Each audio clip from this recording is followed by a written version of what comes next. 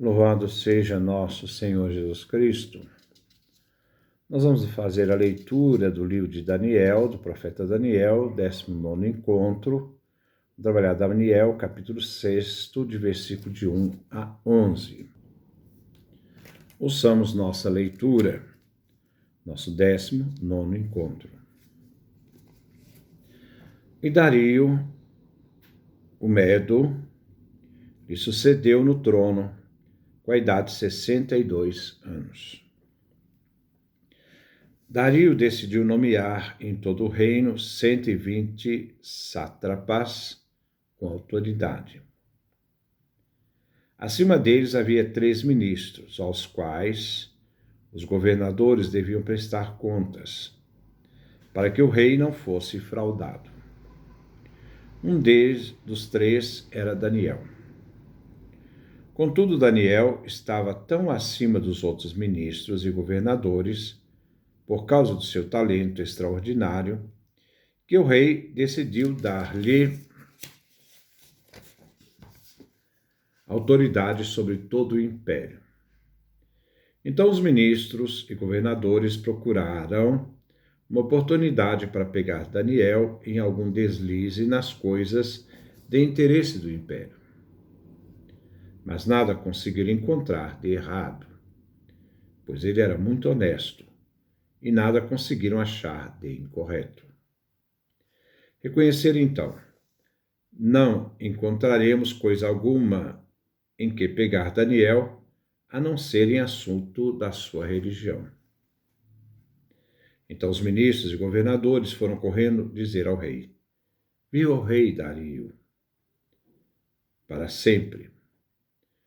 Todos os ministros, prefeitos, governadores, autoridades das províncias e conselheiros estão de acordo que Vossa Majestade determine e faça um decreto, segundo o qual toda pessoa que no prazo de 30 dias fizer alguma prece a outro Deus ou homem que não seja Vossa Majestade, tal pessoa seja jogada na cova dos leões.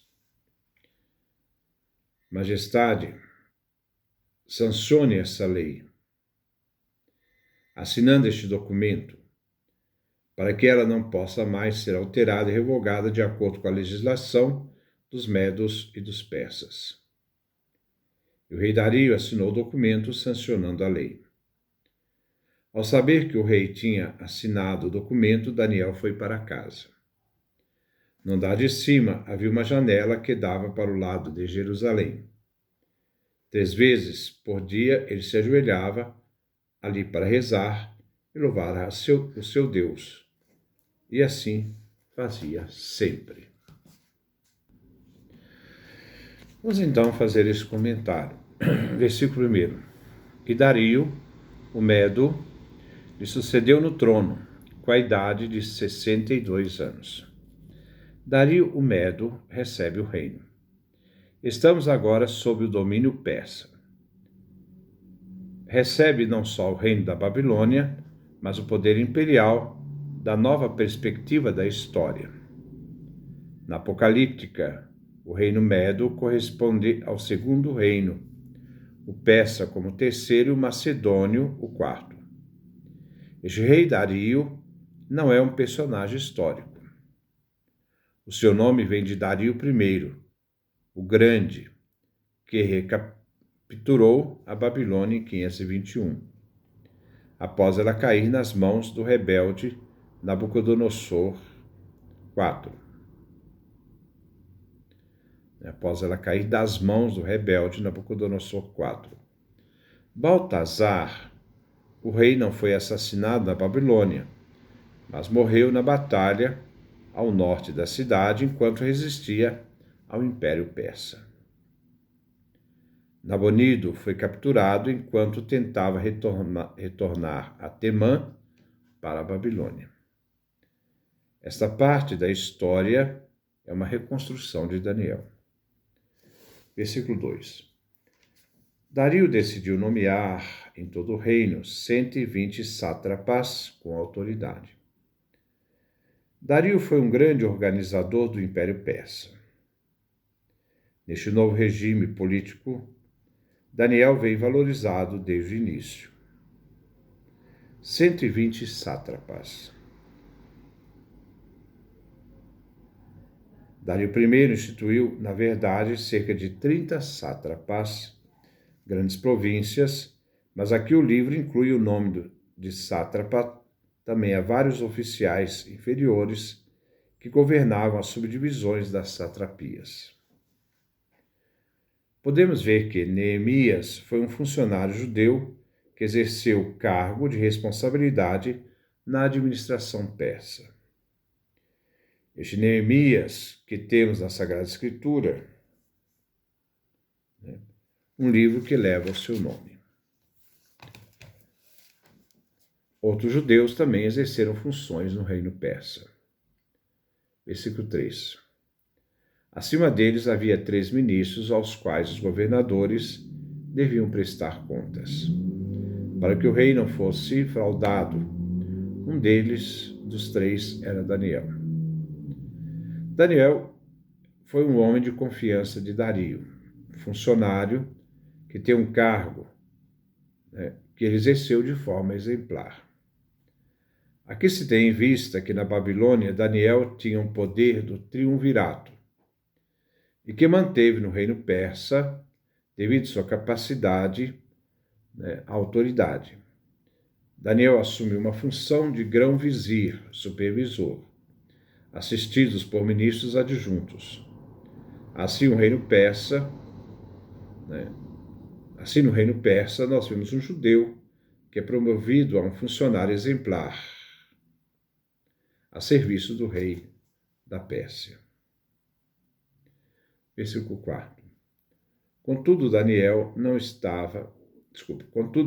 estava tão acima dos outros ministros, repetindo. Versículo 4. Contudo, Daniel estava tão acima dos outros ministros e governadores, por causa do seu talento extraordinário, que o rei decidiu dar-lhe autoridade sobre todo o império.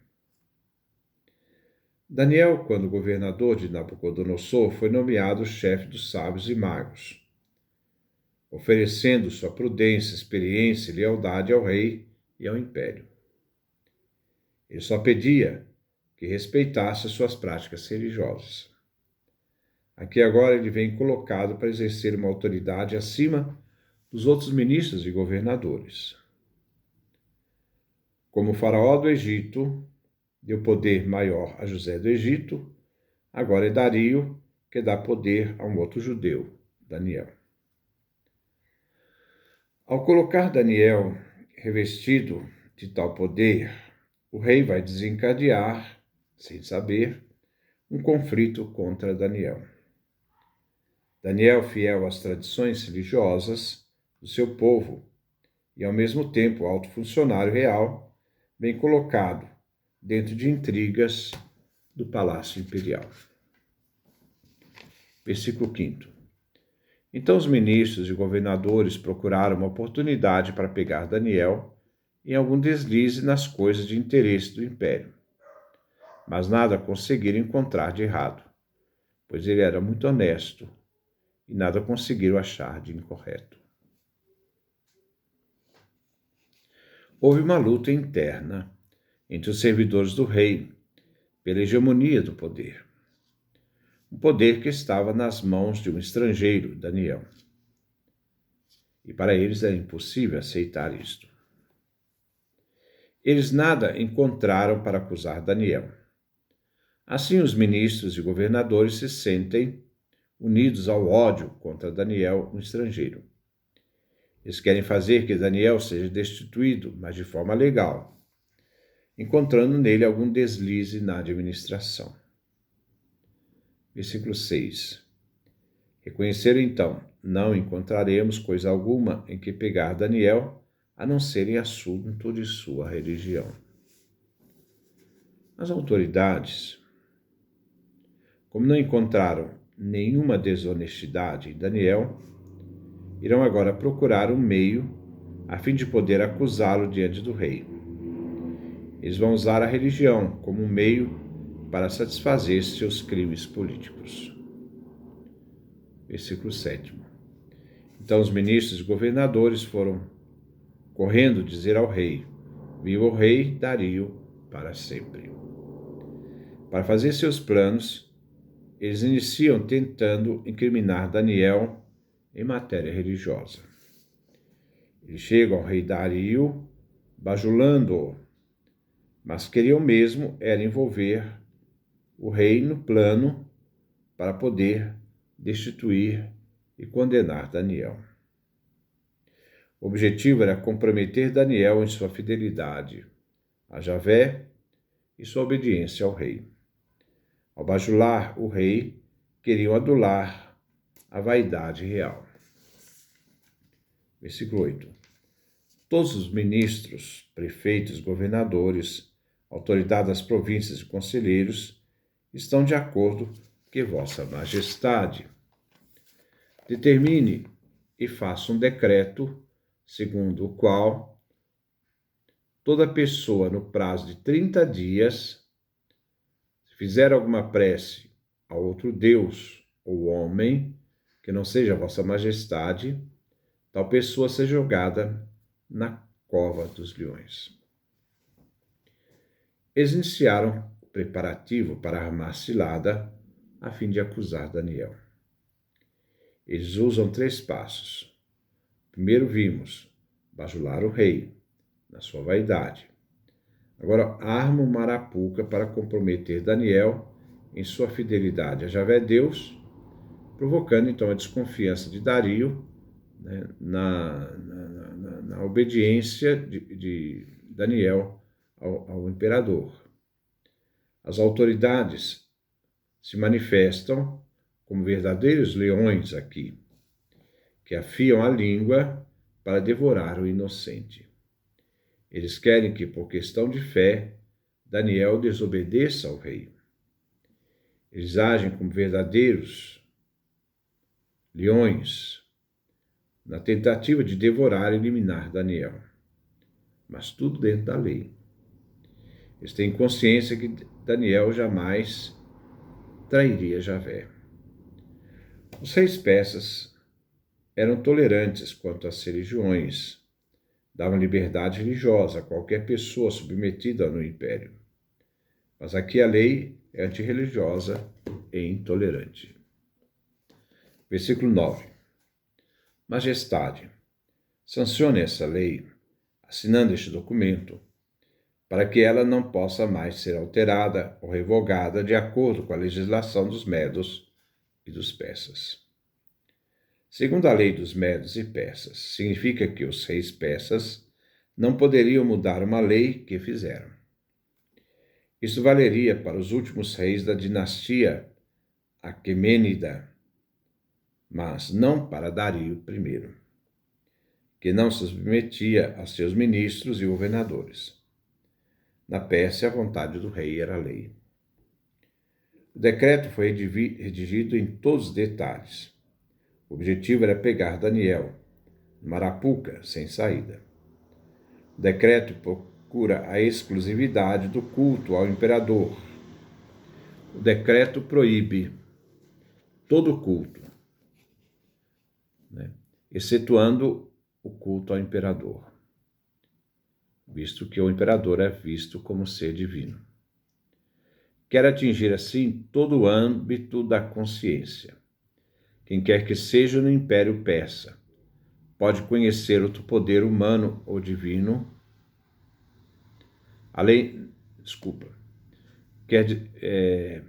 quem quer que seja no Império Persa não pode conhecer outro poder humano ou divino, senão só do imperador e seu poder real.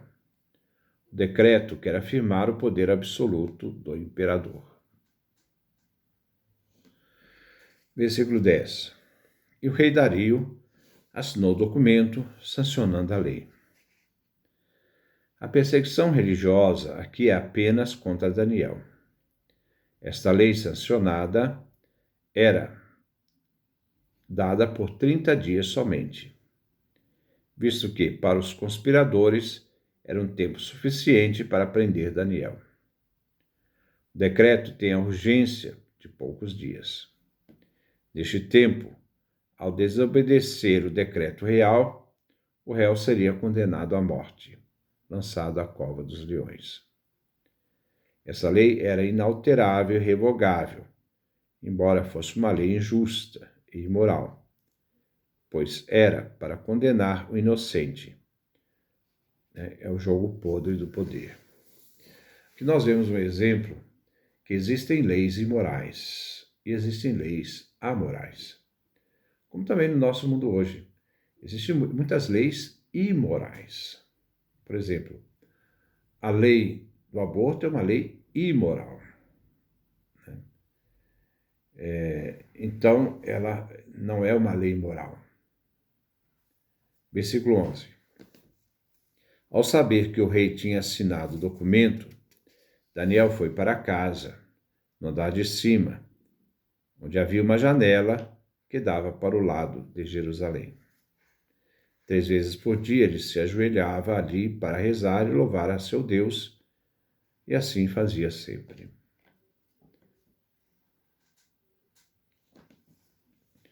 As janelas voltadas para Jerusalém expressavam a lealdade de Daniel à sua pátria.